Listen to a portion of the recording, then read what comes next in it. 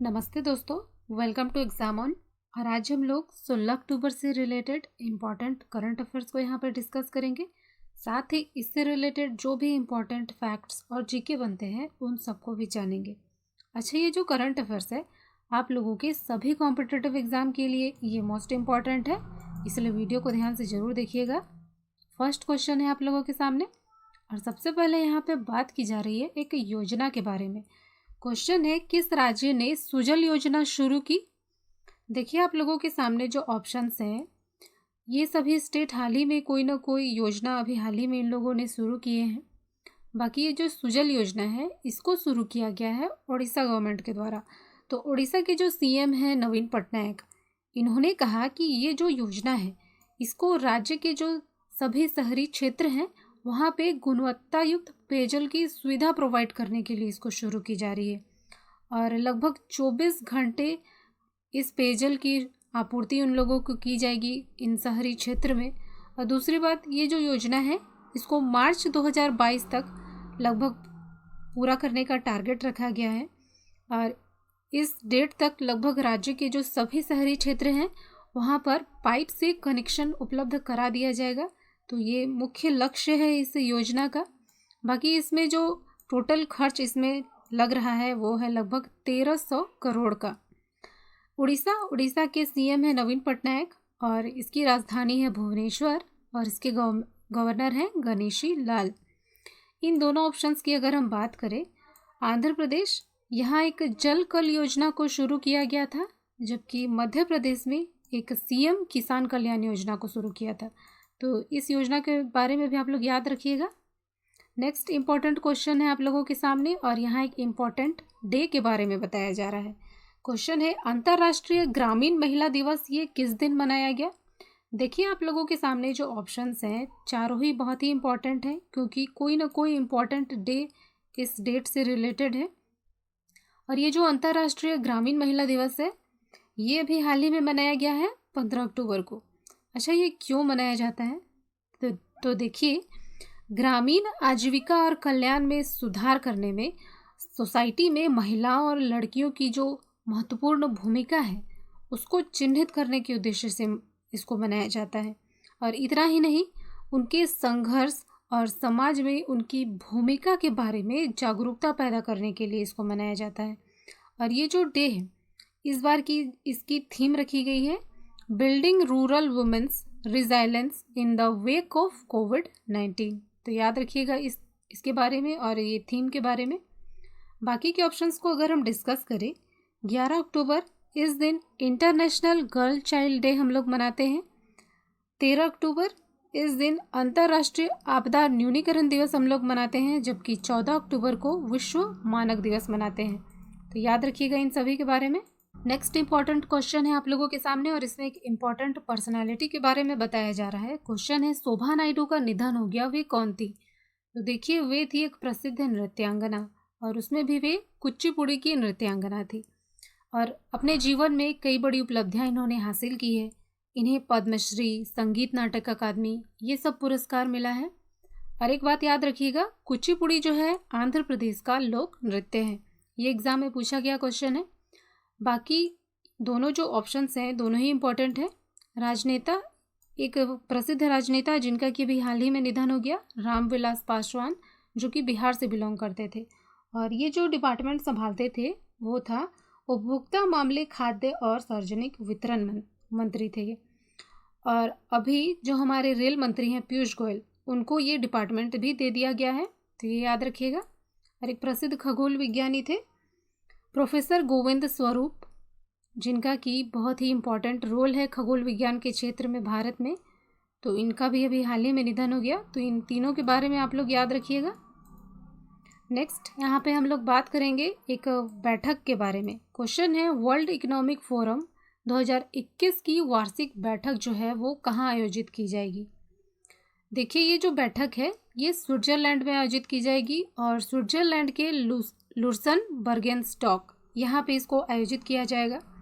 और हर साल जो ये बैठक होता था ये स्की रिजॉर्ट टाउन दावोस में होता था, लेकिन अभी कोविड-19 महामारी चल रहा है और इसी को देखते हुए ये प्लेस को चेंज कर दिया गया है और अब इसकी बैठक होगी स्विट्ज़रलैंड के बर्गेनस्टॉक में, और इसको नेक्स्ट ईयर 18 से 21 मई के बीच इस बैठक को ऑर्गेनाइज कराया जाएगा। और इस बैठक की जो थीम है वो है द ग्रेट रीसेट। और इस बैठक में बहुत सारे मुद्दों पर बात विचार चर्चा की जाएगी।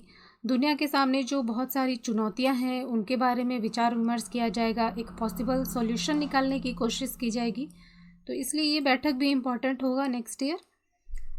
बाकी के जो दोनों ऑप्शंस हैं, दोनों को अगर हम करंट से रिलेट करके देखें तो इटली, यहाँ एक G20 समिट 2021 की बैठक यहाँ ऑर्गेनाइज कराया जाएगा, जबकि पुणे में राष्ट्रीय विज्ञान कांग्रेस 2021 ये बैठक पुणे में आयोजित की जाएगी। अच्छा, बात कर लेते हैं वर्ल्ड इकोनॉमिक फोरम के बारे में।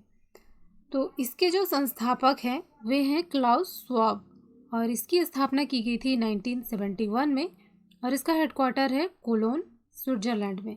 तो ये याद रखिएगा, काफ़ी इंपॉर्टेंट हो जाता है। नेक्स्ट यहाँ पे हम लोग बात करेंगे एक अभ्यास के बारे में। क्वेश्चन है, भारतीय सेना ने महाराष्ट्र पुलिस के साथ मिलकर अभी कौन सा अभ्यास किया है? देखिए, अभी जो अभ्यास किया गया है भारतीय सेना और महाराष्ट्र पुलिस के बीच वो है सुरक्षा कवच। ये क्यों किया गया है?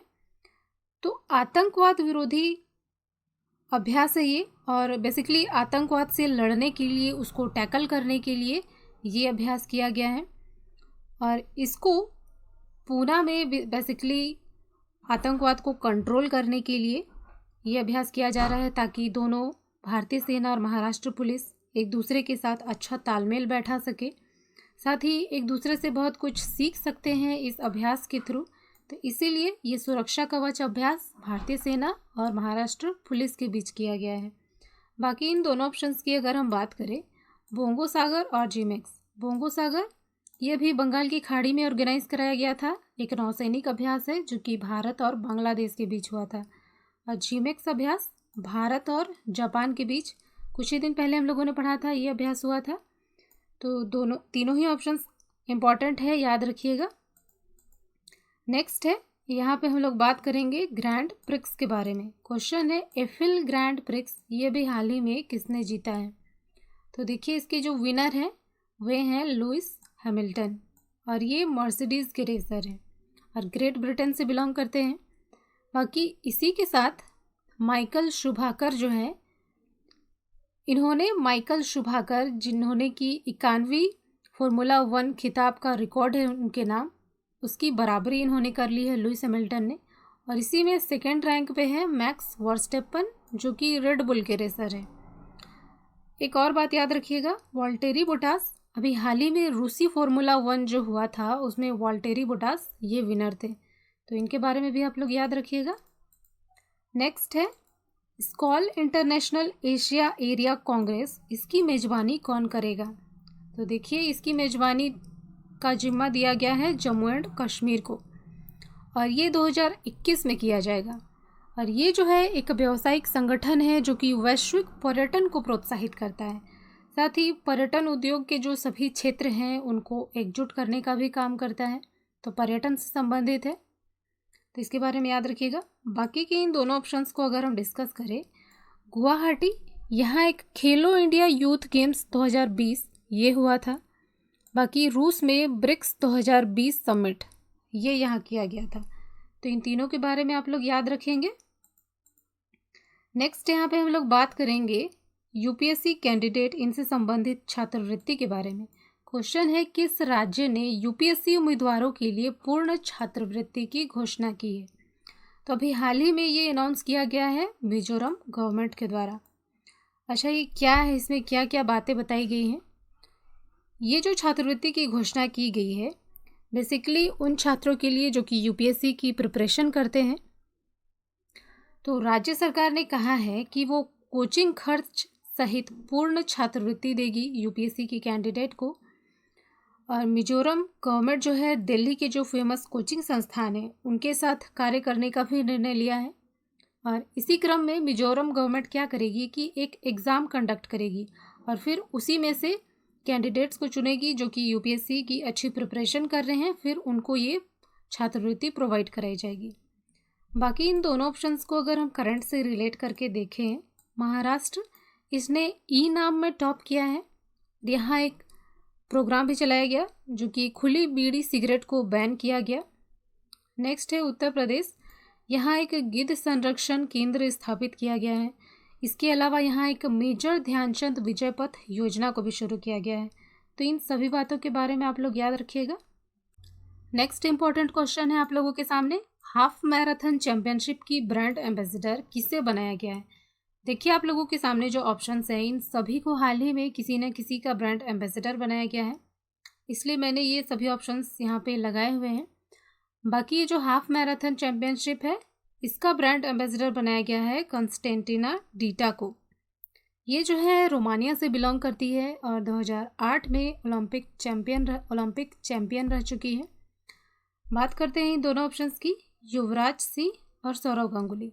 युवराज सिंह, इन्हें AIESL का ब्रांड एम्बेसडर बनाया गया है, जबकि सौरव गांगुली को बंगाल पियरलेस का ब्रांड एम्बेसडर बनाया गया है। तो इन तीनों के बारे में आप लोग याद रखिएगा। नेक्स्ट यहाँ पे हम लोग बात करेंगे एक योजना के बारे में। क्वेश्चन है, केंद्र सरकार ने कौन सी योजना को भी हाल ही में मंजूरी दी है।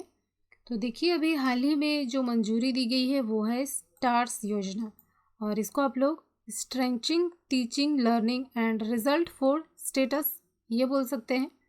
और इसमें जो टोटल खर्च लगाया गया है वो है 5,718 करोड़ रुपए का, और इसको वर्ल्ड बैंक की सहायता से इसको किया जा रहा है। शुरुआत में 6 राज्यों में इसको चलाया जाएगा, फिर बाद में धीरे धीरे अन्य राज्यों में भी इस योजना को इम्प्लीमेंट किया जाएगा। और बेसिक मकसद है इस योजना का कि गुणवत्तापूर्ण शिक्षा मुहैया कराना। तो ये एक नई योजना है, इसके बारे में आप लोग याद रखिएगा। बाकी ये जो पथश्री योजना है ये वेस्ट बंगाल के द्वारा अभी लाया गया, और एक मोक्ष कलश योजना ये राजस्थान गवर्नमेंट के द्वारा लाया गया है। तो इन तीनों ही योजना के बारे में आप लोग याद रखिएगा। नेक्स्ट है, AICTE ने किसके साथ साझेदारी की है। तो अभी हाल ही में ये न्यूज़ में आया है, और AICTE ने माइक्रोसॉफ्ट के साथ ये साझेदारी की है। अच्छा, ये क्यों की है। तो देखिए अभी टेक्नोलॉजी का टाइम है, और बिना टेक्नोलॉजी के तो आगे बढ़ा नहीं जा सकता। तो इसीलिए तकनीक के क्षेत्र में ही इम्प्रूवमेंट प्रोग्रेस करने के लिए किया गया है। और ये जो समझौता है इसमें तकनीक में छात्रों और शिक्षकों को सशक्त बनाने के लिए इसको किया गया है। और ये जो टेक्नोलॉजी है इसमें artificial intelligence, internet of things, data science और क्लाउड कंप्यूटिंग ये सब इसको शामिल किया गया है। और ये जो समझौता है इसके तहत लगभग माइक्रोसॉफ्ट के जो 1500 से अधिक कोर्सेज हैं वो छात्रों और शिक्षकों को निःशुल्क उपलब्ध कराए जाएंगे। तो छात्रों और शिक्षकों के लिए ये साझेदारी की गई है।